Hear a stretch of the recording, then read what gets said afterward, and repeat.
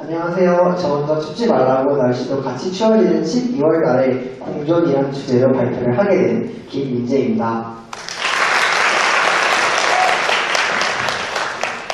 본격적으로 시작하기에 앞서 간단하게 제 이야기를 좀 하고 시작하겠습니다.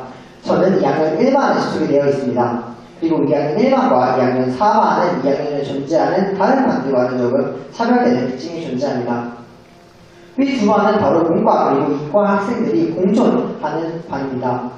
그래서 그런지 친구들끼리 하는 이야기를 들어보면 굉장히 특이하고 또 개성 넘치는 것을 볼 수 있습니다. 가끔 얘기하는 걸 들어보면 과장 좀 못해서 이런 식으로 얘기를 합니다. 여러분들 모두 친구랑 재밌게 장난치시다가 야 너 맞을래? 라고 말씀해본 경험이 있으실 것 같습니다. 하지만 우리의 일반 친구들 그냥 맞을래? 라고 하지 않습니다. 이과 친구가 먼저 오늘 띄웁니다. 이과 친구 가라사대 야 내가 너를 어떻게 쳐야 가장 크게 너한테 물량이 전달되는지 아냐? 내가 너 그렇게 쳐줄까? 라고 합니다. 하지만 이걸 들은 우리의 문과 친구들 지지 않습니다. 다음과 같이 받아칩니다. 치는 건 좋아, 치는 건 좋은데 너 나 치는 순간 내가 형법 260조에 규정된 폭행죄로 나 어디 생책이라도 하나 나면 내가 너 형법 258조에 규정된 상해죄로 고소한다 하고 친절하게 법정 고소의 절차까지 안내해줍니다. 굉장히 우리가 다양성이 뛰어나고 같이 어울려서 놀다 보면 재미도 있습니다. 하지만 이런 현상을 가까이서 지켜보는 입장에서 아쉬운 부분도 존재를 합니다. 저를 아쉽게 만든 사실은 바로 우리나라 교육과정이 문과와 이과를 너무 무썰듯이 썰어놨다는 것입니다. 그래서 1학년 때를 제외하면 문과 친구들은 과학 탐구를 볼 일이 거의 없고 이과 친구들은 사회 탐구를 볼 일이 거의 없습니다. 중요한 점은 21세기를 살아갈 우리들에게는 문과 과목과 이과 과목의 공존이 필수적이라는 것입니다. 현재 문과만 배우는 지식과 이과만 배우는 지식이 공존할 때야 비로소 우리는 21세기를 건전하게 살아갈 인재들이 될 수 있습니다. 그중 제가 문과든 이과든 꼭 배워야 한다고 생각하는 과목은 현재 교육과정상 생활과 윤리 그리고 윤리와 사상을 포함하고 있는 철학이라는 과목입니다. 물론 이외에도 문과 친구들이 알면 좋은 이과적 지식도 많이 존재하고 이과 친구들이 알면 좋은 문과적 지식도 많이 존재하지만 지금 오늘은 철학이라는 큰 주제 하나로 이야기를 해볼까 합니다. 보통은 철학 얘기를 하면 절레절레부터 하십니다. 철학이 왜 필요하냐 혹은 철학과 가면 배 빼고 다 부르다더라 라는 말이 들려오는 것이 과반수입니다. 이런 질문은 하도 많이 들어서 철학 이야기를 할 때 가장 먼저 제 마음에 피어나는 장미의 가시 같은 그런 불편한 질문들이 되어버렸습니다. 저 또한 이번 주제를 떠올리고서는 사람들에게 어떻게 설득력 있게 철학이 필요한 이유에 대해서 설명해 줄 수 있을까 하는 생각을 했습니다. 그러다 얼마 전에 저에게 가장 직관적으로 철학이 필요한 이유를 보여주는 사건이 생겨납니다. 여러분 혹시 이렇게 도로를 질주하는 사람들 보신 적이 있으실까요? 네, 저희 학교에는 없기를 바랍니다. 그런데 대한민국에 전동 킥보드가 보급이 되면서 핸드폰만 있으면 누구나 면허도 없이 이 전동 킥보드를 탈 수 있게 되었습니다. 워낙에 펄링하고 사고도 왠지 안 날 것 같으니까 면허를 고사하고 2명씩 그리고 3명씩 이 전동 킥보드에 타는 상황이 발생을 합니다. 이처럼 기술은 우리에게 빠른 이동은 가져다 주었지만 바른 이동을 선사해주지는 못했습니다. 바른 이동이란 우리가 안전과 규칙을 지킬 때 비로소 생겨나는 것입니다. 즉, 기술이 가져다 주는 것이 아니라 우리가 만들어야만 합니다. 21세기의 기술의 발전이 정체된 것처럼 보일 수 있지만 눈 떠보면 우리가 발전이라는 열차 위에 타고 있어서 우리도 같이 너무나도 빠른 속도로 달려가고 있어서 체감하지 못하는 것일 뿐입니다.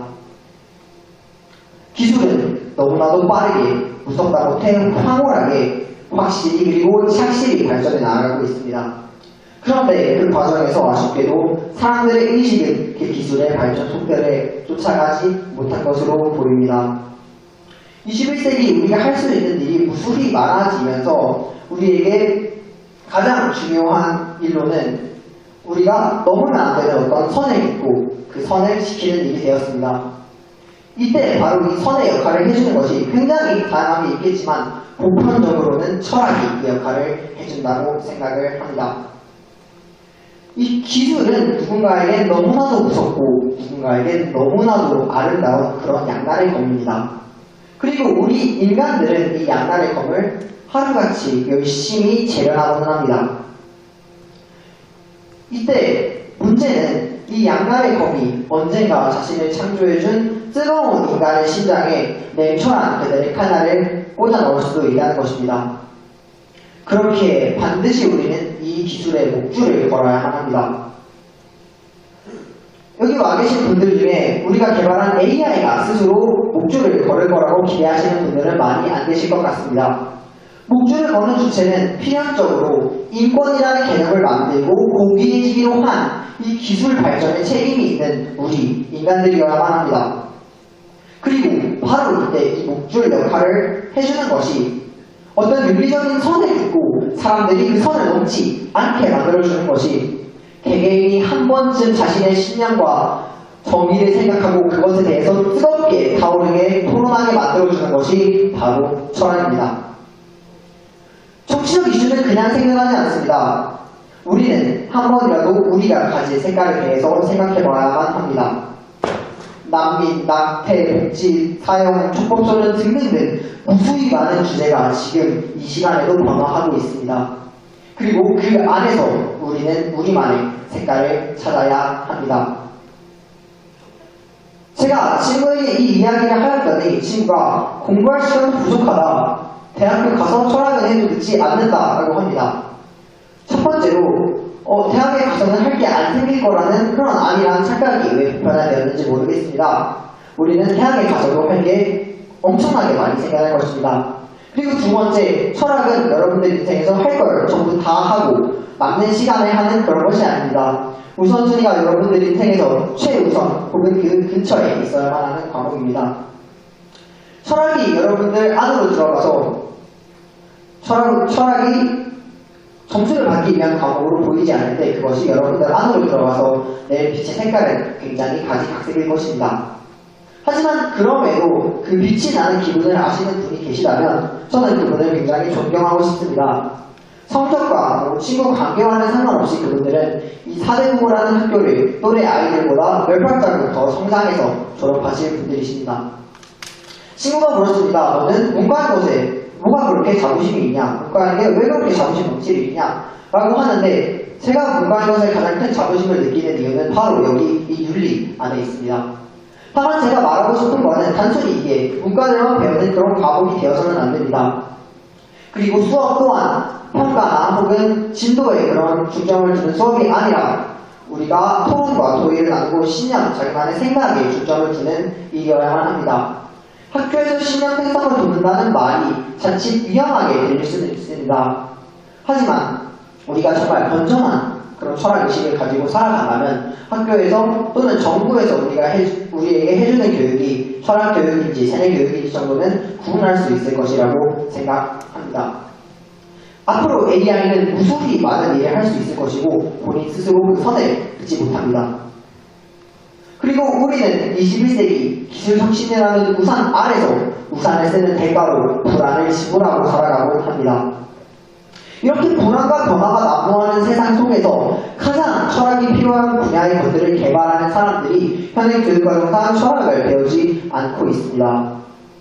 이들이 자신만의 기준이 없고 단지 산술적으로 본인에게 이득이 되는 방향으로 돈이 곧 정의가 아닐까라는 논리에 입각하는 사람들이 된다면 아마도 여러분들이 생각하는 가장 어두운 디스토피아가 이 지구상에 건설될 것입니다. 그리고 제가 저희 학교를 다니면서 좀 우려되고 걱정됐던 점은 우리 학교도 이 찬란한 디스토피아 건설에 어느 정도는 이바지하고 있을지도 모르겠다라는 생각 때문이었습니다. 하루는 이명박 선생님께서 수업을 해주시다가 그런 말씀을 해주셨어요. 니들은 딥페이크 같은 거 하면 안 된다. 그거 인간이 할 짓이 아니다. 라고 하셨는데요. 저 또한 굉장히 동의를 합니다. 우리 인간은 아끼는 것들을 사랑할 줄 알고 또 사랑이란 감정을 동경하고 존경합니다. 그러면서 우리 본능적으로 고귀함을 쫓고 또 저급한 것을 혐오합니다. 하지만 때론 실수도 합니다. 우리는 아름다운 것에 추하다는 이름표를 붙이기도 하고 추한 것에 찬란하다는 모임표를 붙이기도 합니다. 그럼에도 우리가 인간으로 남을 수 있는 이유는 딱 한 가지입니다. 우리는 본능적으로 고귀함을 추구합니다.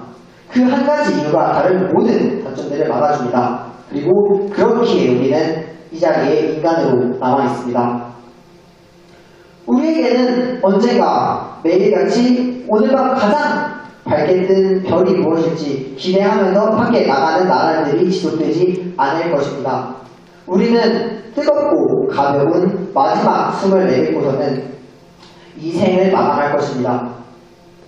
그리고 우리를 만들어준 자연이 다시 우리의 혼을 가져갈 때 우리는 자연에게 맞서서 나는 인간답게 와서 인간으로 마지막 숨을 내뱉었다 라고 할 수 있어야 합니다. 우리 인간이 고귀한 이유는 다른 동물들과 다르게 철학과 우리만의 기준을 만들고 그것을 지킬 수 있기 때문입니다.